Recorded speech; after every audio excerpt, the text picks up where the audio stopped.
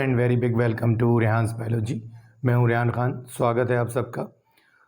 पिछले कुछ वीडियोस में हमने वादा किया था कि बीएससी पार्ट 1 के सेमेस्टर फर्स्ट के जूलॉजी और बॉटनी के टॉपिक वाइज हम वीडियो अपलोड करेंगे।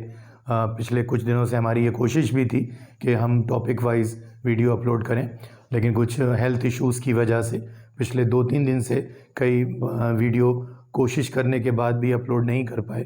इसका बहुत अफसोस है, लेकिन आगे हमारी कोशिश रहेगी कि हम एक दिन में एक से ज़्यादा वीडियोस अपलोड करके ये पिछले जो 2-3 दिन में वीडियो अपलोड नहीं कर पाए हैं उसकी नुकसान की आपकी पूर्ति हो।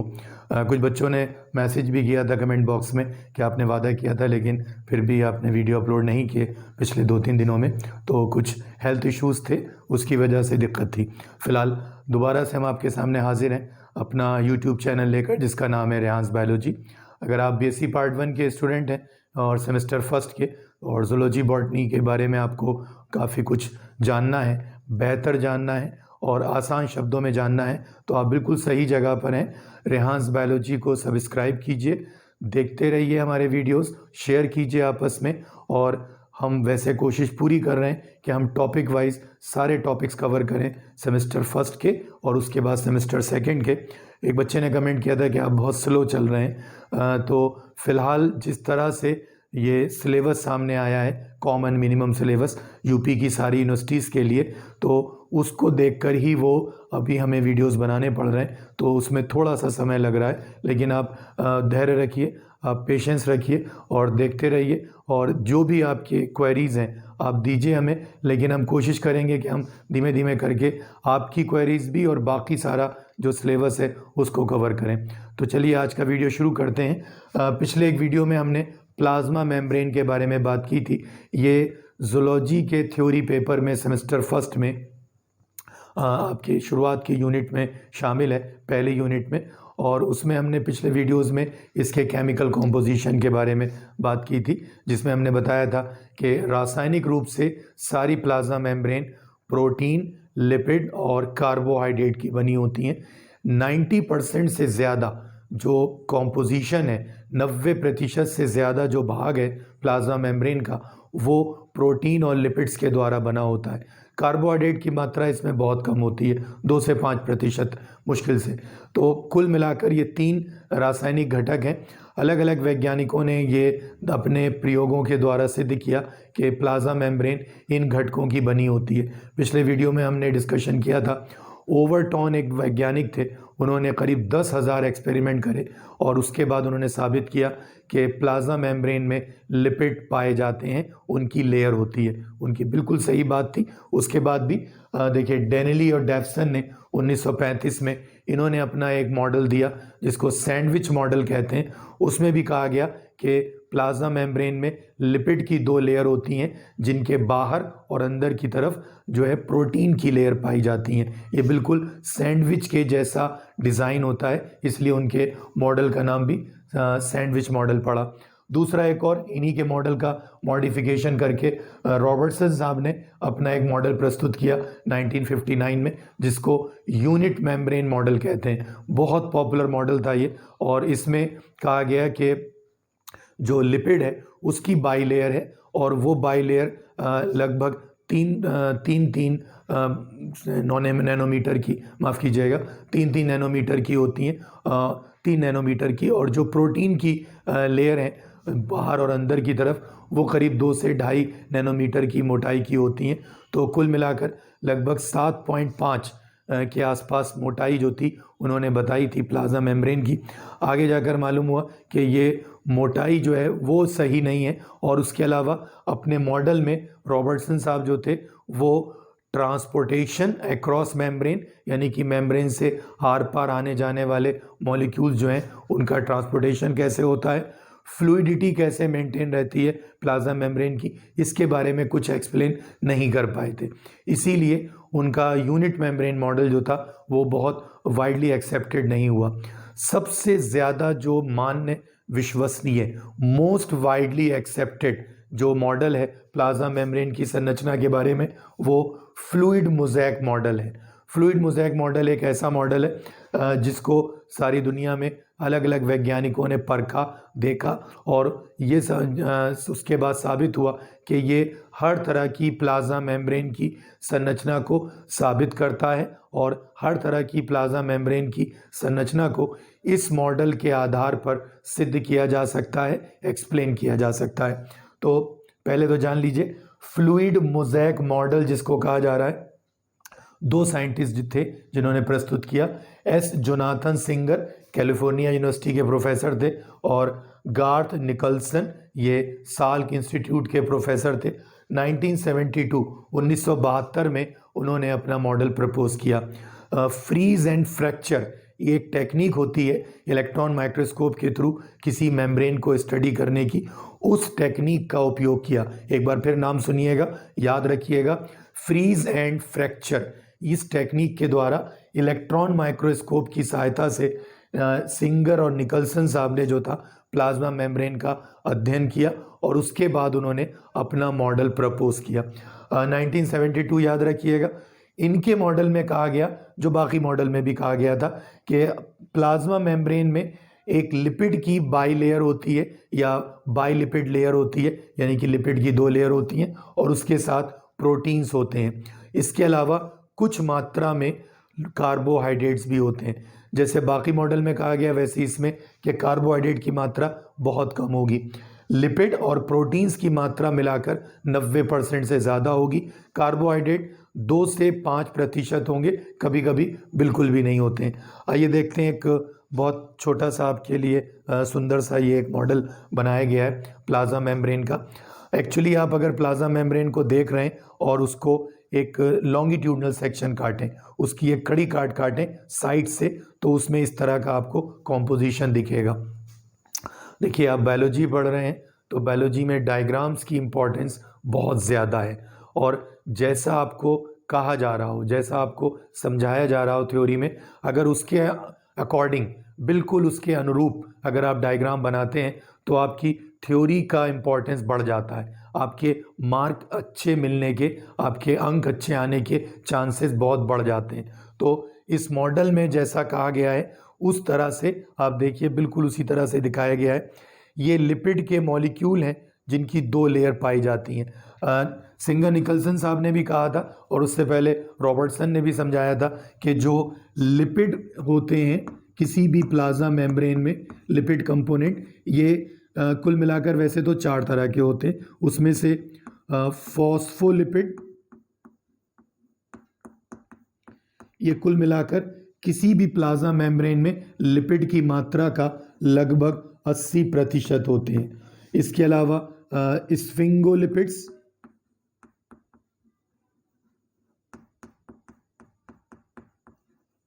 इसके अलावा ग्लाइकोलिपिड्स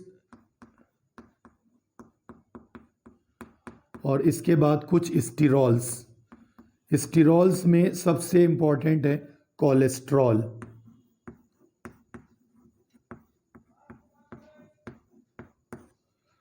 तो ये 4 तरह के लिपिड्स जो हैं, इनमें फॉस्फोलिपिड्स, ग्लाइकोलिपिड्स और स्टीरॉल्स में कोलेस्ट्रॉल, ये 3 तरह के लिपिड जो हैं ये सबसे कॉमनली आपको प्लाज्मा मेम्ब्रेन में मिलेंगे। लेकिन जैसे आपसे यहाँ कहा गया, फॉस्फोलिपिड्स जो हैं किसी भी प्लाज्मा मेम्ब्रेन में लिपिड्स की कुल मात्रा का 80% होते हैं और हर फॉस्फोलिपिड जो है वो इस तरह से अरेंज होकर 2 लेयर बनाते हैं फॉस्फोलिपिड। अब फॉस्फोलिपिड क्या है? फॉस्फोलिपिड फॉस्फेट का एक अणु है, उसके साथ फैटी एसिड की 2 चेन जुड़ी हुई हैं। ये वाला हिस्सा जो है फॉस्फोलिपिड मॉलिक्यूल का, वो हाइड्रोफिलिक है, यानी कि ये जल में घुलनशील है या जल के साथ अभिक्रिया कर सकता है। और ये जो फैटी एसिड वाला 2 चेन वाला जो भाग है ये हाइड्रोफोबिक है। हाइड्रोफोबिक मीन्स ये जल में घुलनशील नहीं है और ये जल के साथ अभिक्रिया नहीं करेगा। तो अगर किसी मॉलिक्यूल में एक सिरा हाइड्रोफिलिक हो और एक सिरा हाइड्रोफोबिक हो तो उस मॉलिक्यूल को एम्फोपैथिक कहते हैं। तो ये फॉस्फोलिपिड का मॉलिक्यूल जो है वो एम्फोपैथिक है और उसके जो मॉलिक्यूल हैं वो इस तरह की दो लेयर में अरेंज रहते हैं। आमने सामने देखिए ये फॉस्फोलिपिड की दो लेयर्स अरेंज है। एक और स्ट्रक्चर आपको यहाँ दिख रहा होगा, पिंक कलर से दिखाया गया है, इस तरह की संरचना उसमें दिखाई दे रही है। कुछ राउंडेड शेप स्ट्रक्चर है और उनके साथ इस तरह की चेन है। ये कोलेस्ट्रॉल के मॉलिक्यूल हैं। जहाँ तहाँ ये कुछ इधर उधर बिखरी हुई मात्रा में इनकी दोनों लेयर में जगह जगह ये बीच में दिखाई देंगे। बहुत कम होते हैं लेकिन इनकी इंपॉर्टेंस बहुत है। क्या इंपॉर्टेंस है, अभी आगे इनकी बात करेंगे। तो ये फॉस्फोलिपिड की दो बाइलेयर्स हैं, उनके साथ कुछ कोलेस्ट्रॉल जो कि एक तरह के स्टीरॉल्स होते हैं वो भी हैं। फॉस्फोलिपिड तो हैं, उसके अलावा ग्लाइकोलिपिड्स भी हैं। ग्लाइकोलिपिड्स कौन है? ग्लाइकोलिपिड्स वो हैं जहाँ पर लिपिड्स ने अटैचमेंट कर लिया है कार्बोहाइड्रेट्स के साथ में और वो ग्लाइकोलिपिड्स में कन्वर्ट हो गए। इसके अलावा दूसरा इंपॉर्टेंट जो आपको पार्ट दिख रहा है वो है प्रोटीन्स का। प्रोटीन्स जो हैं वो कुछ प्लाज्मा मेम्ब्रेन में तो 70% तक भाग बनाते हैं और कुछ में वो 30% भी नहीं होते हैं, तो उनकी मात्रा बहुत वेरिएबल है, 20-25% से लेकर 70-75% तक। इनको कई तरह से विभाजित कर सकते हैं। अगर इनको हम पोजीशन के आधार पर विभाजित करें तो देखिए दो तरह के प्रोटीन्स हैं। एक तो वो जिनको कहा जाता है इंट्रिंसिक प्रोटीन्स, इनको इंटरनल प्रोटीन्स भी कहते हैं और इंटीग्रल प्रोटीन्स भी कहते हैं। क्यों कहते हैं ये? क्योंकि ये प्लाज्मा भित्ति की फॉस्फोलिपिड लेयर्स के बिल्कुल बीच में भीतरी भाग में होते हैं। इनको आप यहाँ से अलग नहीं कर सकते और किसी एक्वस सॉल्यूशन में ये घुलनशील भी नहीं है। तो जो भी इस तरह के प्रोटीन्स हैं जो या तो यहाँ कहीं बीच में होंगे या फॉस्फोलिपिड की जो बाई लेयर है उसके बीच में कहीं अटैच्ड होंगे और जिनको आप आसानी से अलग नहीं कर सकते वो इंट्रिंसिक प्रोटीन्स कहलाएंगे। जो दूसरे तरह के प्रोटीन्स हैं उन्हें एक्सट्रिंसिक प्रोटीन्स कहते हैं। देखिए यहाँ पर ये बाहरी सतह है प्लाज्मा मेम्ब्रेन की, उसके साथ जुड़े हुए हैं, यहाँ पर दिखाई दे रहे हैं। ये यहाँ पर थोड़ा सा भाग इसका फॉस्फोलिपिड वाली बाइलेयर के अंदर है, लेकिन बाकी भाग जो है प्लाज्मा भित्ति की सतह पर है। इसको बहुत आसानी से यहाँ से आप अलग कर सकते हैं और ये एक्वस सॉल्यूशन में घुलनशील भी हैं। तो ये जो है एक्सट्रिंसिक प्रोटीन्स है या इनको एक्सटर्नल प्रोटीन्स भी कहते हैं और इसके अलावा इनको आप पेरिफेरल प्रोटीन्स भी कह सकते हैं। ये प्रोटीन्स कई जगह पर देखिए कार्बोहाइड्रेट की शॉर्ट ब्रांच चेन्स के साथ भी जुड़े होते हैं, तो ये संरचना मिलकर ग्लाइकोप्रोटीन कहलाती है। ये पोजीशन के बेस पर प्रोटीन के टाइप हैं। अगर आप उनके कार्यों के आधार पर उनको विभाजित करें तो किसी भी प्लाज्मा मेम्ब्रेन में तीन तरह के प्रोटीन्स होंगे। एक तो वो जो स्ट्रक्चरल प्रोटीन है जिन्होंने प्लाज्मा मेम्ब्रेन के अंदर पूरा उसका ढांचा बनाया है, वो प्लाज्मा मेम्ब्रेन की बैकबोन है। इसके अलावा कुछ प्रोटीन्स हैं जो यहाँ डायग्राम में नहीं दिखाए जा सकते, वो एंजाइम के रूप में काम करते हैं। लाइपेज, माल्टेज, एसिड फॉस्फेटेज, ये कुछ एंजाइम हैं जो प्लाज्मा मेम्ब्रेन पर पाए जाते हैं और उसकी सतह पर होने वाली केमिकल रिएक्शंस को नियंत्रित करते हैं। और वो एंजाइम जो हैं लगभग 18 से 20 प्रकार के हैं जो प्लाज्मा भित्ति पर पाए जाते हैं। आपने पहले अगर एंजाइम पढ़े तो आपको बताया गया होगा एंजाइम विशेष प्रकार के प्रोटीन्स हैं, स्पेशल प्रोटीन्स होते हैं जो किसी भी जीवित कोशिका में रासायनिक अभिक्रियाओं को नियंत्रित करते हैं। उनका काम है रासायनिक अभिक्रियाओं की गति को बढ़ाना, उन्हें नियंत्रित करना। तो विशेष प्रकार के प्रोटीन्स जो रासायनिक अभिक्रियाओं को नियंत्रित करें उन्हें एंजाइम कहते हैं। वो यहाँ पर बहुत सारे हैं और उसके अंदर जो बायोकेमिकल रिएक्शन होती हैं किसी भी प्लाज्मा मेम्ब्रेन में उसको नियंत्रित करते हैं। कुछ और तरह के विशेष प्रोटीन हैं जो बिल्कुल एक तरह से आप कहिए कि गेट कीपर की तरह काम करते हैं प्लाज्मा मेम्ब्रेन में। पदार्थ कौन से अंदर आए जाएंगे, कौन किसको अंदर नहीं आने दिया जाएगा, वो प्रोटीन तय करते हैं। वो प्रोटीन इस तरह से अरेंज रहते हैं। इनको चैनल्स कहते हैं या परमिएजेस कहते हैं। इसमें से कुछ सोडियम चैनल हैं, कुछ कैल्शियम चैनल हैं, तो ये बहुत ख़ास तरह के हैं। इनके बीच में यहाँ छिद्र जैसा होता है, दोनों तरफ से खुले होते हैं और आर पार जो है इनके कोई भी मॉलिक्यूल आ जा सकता है, लेकिन सब नहीं। जिसको ये सिलेक्ट करेंगे कि ये कोशिका द्रव में जाने के लिए सुरक्षित है, इससे सेल को कोई नुकसान नहीं होगा, उसको ये अंदर जाने देते हैं। तो ये चैनल जिनको कहा जा रहा है वो भी एक तरह के प्रोटीन है। कार्बोहाइड्रेट अगर कहीं पाए जाएंगे, कार्बोहाइड्रेट, तो वो शॉर्ट शुगर चेन्स के रूप में होते हैं। और वो शुगर चेन्स, या तो देखिए यहाँ पर ये ब्रांच शुगर चेन है, ये लिपिड के साथ जुड़ी हुई है, तो ये संरचना कुल मिलाकर ग्लाइकोलिपिड कहलाएगी। और ये एक और शॉर्ट चेन है शुगर की, वो प्रोटीन के मॉलिक्यूल के साथ जुड़ी है, उसको ग्लाइकोप्रोटीन कहा जा रहा है। तो ये शॉर्ट चेन्स होती हैं, ब्रांच भी हो सकती हैं, अनब्रांच भी हो सकती हैं, और वो या तो लिपिड मॉलिक्यूल के साथ जुड़ी होंगी या प्रोटीन मॉलिक्यूल के साथ। अब बहुत बार ये पूछते हैं स्टूडेंट भी कि इसका नाम फ्लूइड मोज़ेक क्यों है।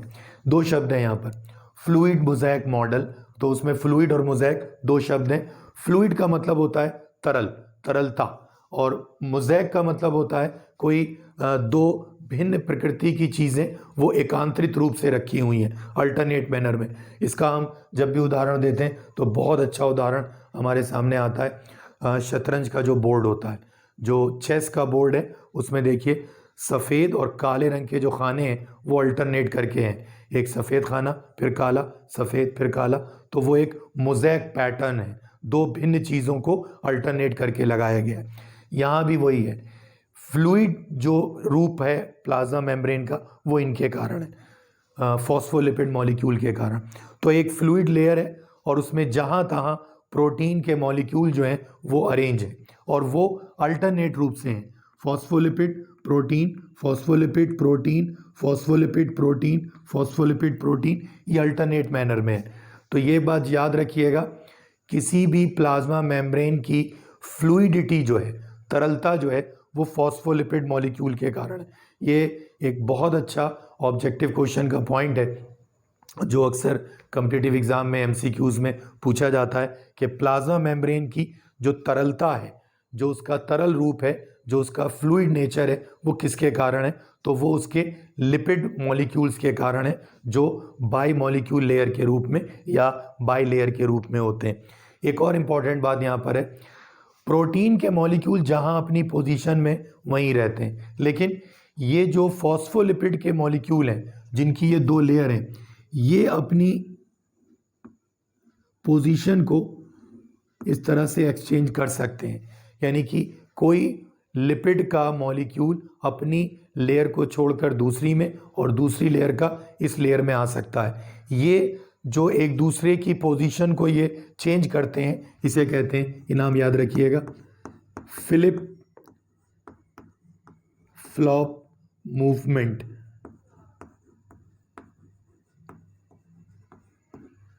तो क्वेश्चन आपसे ये पूछा जाता है कि फिलिप फ्लॉप मूवमेंट क्या होता है। तो फिलिप फ्लॉप मूवमेंट फॉस्फोलिपिड के मॉलिक्यूल्स का अपनी लेयर्स के बीच में एक्सचेंज होना या अपनी लेयर्स के बीच में मूवमेंट करना। एक लेयर से फॉस्फोलिपिड का मॉलिक्यूल दूसरी लेयर में जाएगा तो उसको फिलिप फ्लॉप मूवमेंट कहेंगे। प्रोटीन के मॉलिक्यूल इस तरह का मूवमेंट नहीं करते। तो ये फ्लूइड मोज़ेक मॉडल जो है आपके लिए एक बहुत अच्छा शॉर्ट नोट है, और अगर लॉन्ग क्वेश्चन में आपको प्लाज्मा मेम्ब्रेन की संरचना और संगठन के बारे में लिखना है तो आप बहुत आसानी से केमिकल कॉम्पोजिशन बताइए, जिसको हमने पिछले वीडियो में डिस्कस किया था। अलग अलग वैज्ञानिकों ने जो उसके बारे में खोज की, डेनरी डेफसन साहब का नाम आया था, रॉबर्टसन साहब का नाम आया, इनके बारे में लिखिए, और उसके बाद फ्लूइड मोज़ेक मॉडल के बारे में लिखिए, और ये इस तरह का डायग्राम ज़रूर दीजिए, तो आपका क्वेश्चन ये आंसर पूरा हो जाएगा। और अगर शॉर्ट नोट आप लिख रहे हैं तब भी आप बहुत आसानी से इस पर लिख सकते हैं। इसके बाद के वीडियो में हम प्लाज्मा मेम्ब्रेन के कार्यों की बात करेंगे, और उसके बाद जो डिफरेंट सेल ऑर्गेनेल हैं उनकी बात करेंगे। एक बार फिर से अपने देखने वालों से कहना चाहूँगा कि जो लोग पहली बार आज रेहांस बायोलॉजी पर आएँ, प्लीज़ सब्सक्राइब कीजिए। आप जितना तेज़ी से सब्सक्राइब करेंगे, शेयर करेंगे वीडियोस को, उतना ही हमें उत्साह मिलेगा, और हम बहुत तेज़ी से आपका सिलेबस पूरा करने की कोशिश करेंगे। डे बाय डे आपको हर एक टॉपिक पे कोई ना कोई वीडियो मिलेगा। इसके बाद एक वीडियो हम कोशिश करेंगे, आज ही हम बॉटनी के थ्योरी पेपर से बैक्टीरिया के बारे में जो हम डिस्कशन कर रहे थे उसमें आगे डिस्कशन करें और आपको एक दूसरा वीडियो उस पर हम दे सकें। तो जो लोग इसका स्क्रीनशॉट लेना चाहते हैं वो ले सकते हैं।